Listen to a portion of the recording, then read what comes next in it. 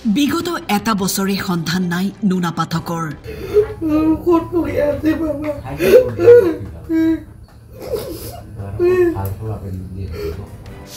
শোকত ভাঙি পৰিছে পৰিয়ালবৰ্গ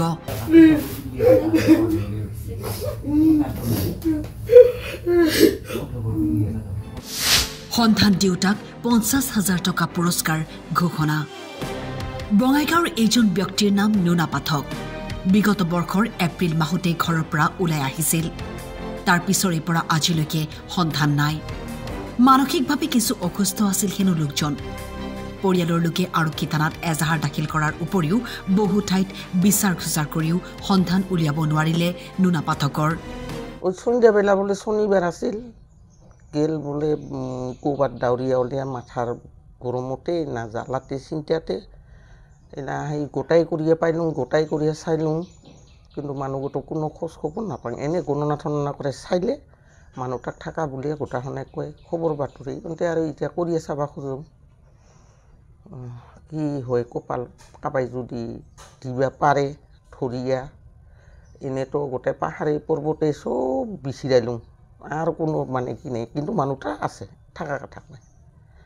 আই অ'কে নেক্সট এতিয়া মানে কৰিয়া চাবা খোজোঁ আৰু কাবাই যদি আৰু দুনিয়াৰ দেশত সাধু মানুহ ভাল আছে ধৰিয়ে দিবা পাৰে থানা থানা জমা দিব এই ফোন নাম্বাৰে দিব বা এই ফোন নাম্বাৰে ফটো ফটো পঠিয়াই দিব শোকত ভাঙি পৰা নুনা পাঠকৰ জ্যেষ্ঠ ভগ্নীয়ে সন্ধান দেউতাক ৫০,০০০ টকা পুৰস্কাৰ ঘোষণা কৰে কোনো লোকে নুনা পাঠকৰ সন্ধান পালে ওচৰৰ আৰক্ষী থানাত খবৰ দিবলৈ অনুৰোধ পৰিয়ালৰ মানে মানুহটাক যায় মানে দিবা পাৰে তাক ৫০,০০০ টাকা বেনিফিট দিম আৰু মানুহটাক আমি লৈ আহিম দিম পুৰস্কাৰ দিম কোনো মানে কিছু নাই এটা ভাই ভাগাৰ এইটো ভৰা চকেৰ চাৱা এনেকুৱা কৰি থকাটো উচিত নহয়